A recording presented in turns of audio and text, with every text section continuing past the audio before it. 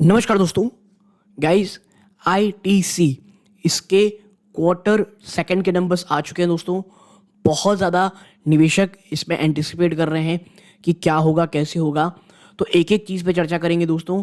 पहले stand alone numbers देखेंगे कैसे रहे हैं, फिर सेगमेंट वाइज रेवेन्यू देखेंगे कि कहाँ पर बढ़ोतरी हुई है, कहाँ पर कमी आई है दोस्तों। ये एक क्विक एनालिसिस का वीडियो रहेगा। तो देखिए, सबसे पहले एक बार देख लेते हैं कि किस प्रकार कहीं कुछ बड़ा अनाउंसमेंट या डिविडेंड तो कंपनी ने इस बार दिए नहीं है। तो जी नहीं, ऐसा तो कुछ नहीं दिख रहा जहाँ पर कंपनी ने कुछ डिविडेंड या कुछ बड़ी अनाउंसमेंट की हो। तो अब सीधा लेके चलता हूँ दोस्तों कहाँ पर, नंबर्स की तरफ। ठीक है, सबसे पहले जैसा कि आप देख रहे होंगे यहाँ पे मैं आपको दिखा दूँ। यहाँ पे आप देखें तो जो कंपनी है उसने करोड़ में नंबर्स पेश किए हैं। आईटीसी और ऐसे कंपनीज की सबसे चीज़ मुझे यही लगती है।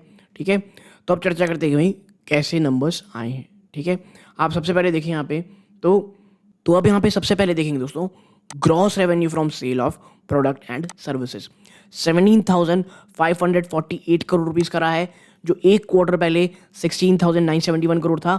और एक साल पहले दोस्तों ये कितना था, 16,842 करोड़ रुपीज़। बात करें अदर ऑपरेटिंग इनकम की दोस्तों, तो इस बार 156 करोड़ है, जो एक क्वार्टर पहले 188 करोड़ थी और एक साल पहले दोस्तों 152 करोड़ थी।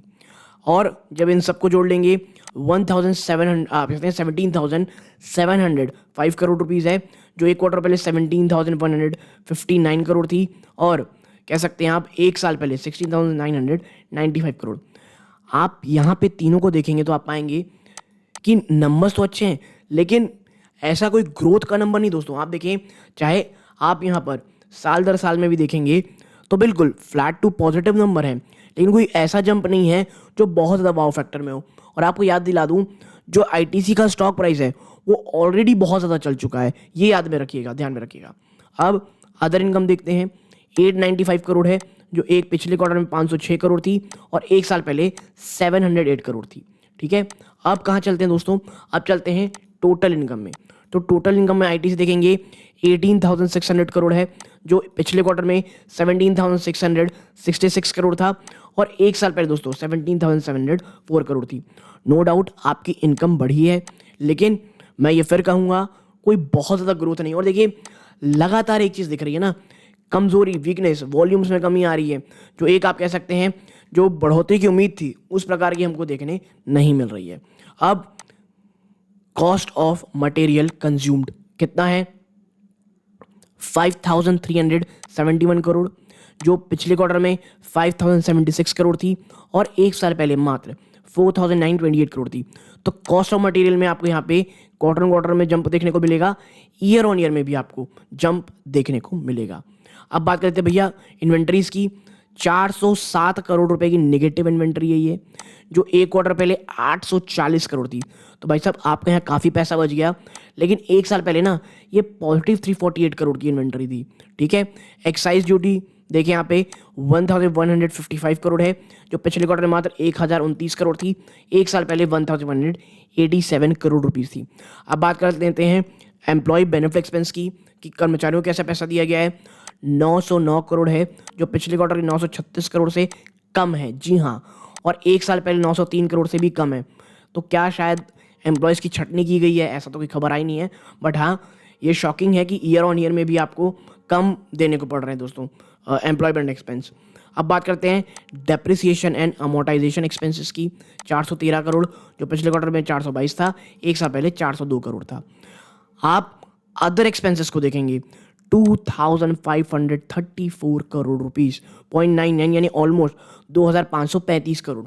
और जो यहाँ पे 2,391 करोड़ था और एक साल पहले दोस्तों 2,258 करोड़ थे।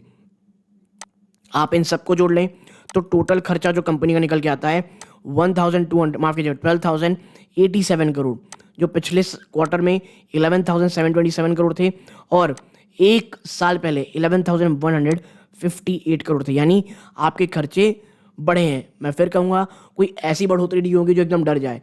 तो एक जैसे नॉर्मल सा बिजनेस होता है उसी प्रकार की आपको जंप देखने को मिल रही है। ठीक है, अब बात कर लेते हैं प्रॉफिट बिफोर टैक्स की, कितना 6,513 करोड़ रुपीस का प्रॉफिट हुआ है 0.50 का, जो पिछले क्वार्टर में मात्र 5,938 करोड़ था और एक साल पहले दोस्तों 6,545 करोड़।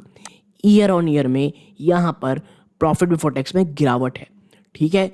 और देखिए इन नंबर्स को अक्सर हम ईयर ऑन ईयर देखना पसंद करते हैं, ठीक है।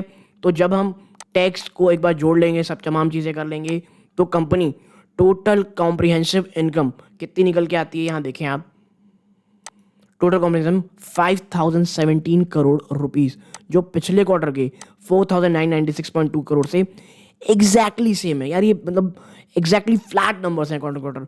और जो हम देखते हैं ईयर ऑन ईयर 5,325 करोड़ से, तो वहां तो साफ कमी है।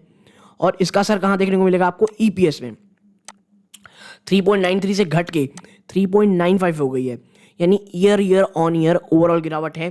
क्वार्टर ऑन क्वार्टर आप देखें तो फ्लैट टू पॉजिटिव, कोई ऐसा कोई बहुत खुश होने वाली बात नहीं है। और ऑलरेडी आपके जो आप कह सकते हैं स्टॉक प्राइस है वो ऑलरेडी चल चुका है, तो ये जो चलने के बाद के ये नंबर्स नहीं है। अब देखिए पता नहीं बाजार इसे किस तरह करे, बट मुझे तो लगता है कि आपको कहीं ना कहीं एक आप कह सकते हैं कमी जरूर देखने को मिल रही है चीज़ों की, ठीक है। कंपनी ने स्टॉक ऑप्शंस भी दिए हुए हैं। थोड़ा नीचे चलते हैं और भाई साहब सेगमेंट वाइज कौन सा वो सेगमेंट है जो बड़ा सरदर्द बन के उभर के आया है इस बार आईटीसी के लिए, ठीक है। हम देखते हैं यहाँ पे 1 सेकेंड। हाँ, यहाँ देखिए सबसे पहले एफएमसीजी देखते हैं। सिगरेट बिजनेस देखेंगे 7,657 करोड़, जो पिछले क्वार्टर में 6,953 करोड़ था। शानदार जंप है दोस्तों क्वार्टर क्वार्टर इनके सिगरेट बिजनेस में। ईयर ऑन ईयर देखिए इसी कारण बढ़ोतरी हुई है ओवरऑल इनके रेवेन्यू में, क्योंकि आपको पता होगा सिगरेट बिजनेस बहुत शानदार मार्जिन देता है। तो ईयर ऑन ईयर ना यहाँ पे कोई भी एकदम वाव जंप नहीं आया है, ऑलमोस्ट फ्लैट नंबर्स रहे हैं।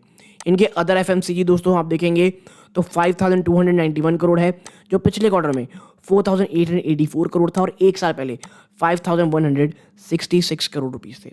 आप इन सबको जोड़ लें तो टोटल एफएमसीजी का जो नंबर निकल के आता है 12,949 करोड़, जो पिछले क्वार्टर में 11,838 था। ये हम ऑलरेडी चर्चा कर चुके हैं।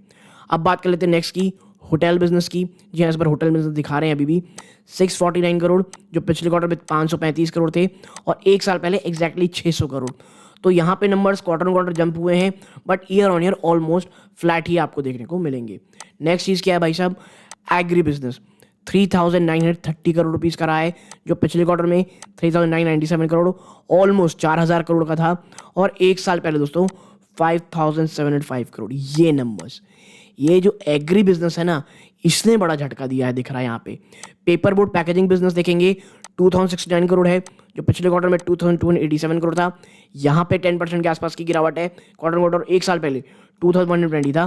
तो यहाँ यानी कि आप देखें तो एग्री और पेपर बोर्ड बिजनेस ने एक निवेशकों को बड़ा झटका दिया है। और आप देखेंगे यहाँ पे सेगमेंट वाइज रिजल्ट देखेंगे तो आप पाएंगे, देखिए जैसा मैंने पहले कहा था कि flat to positive he numbers हैं सिगरेट के, ठीक है।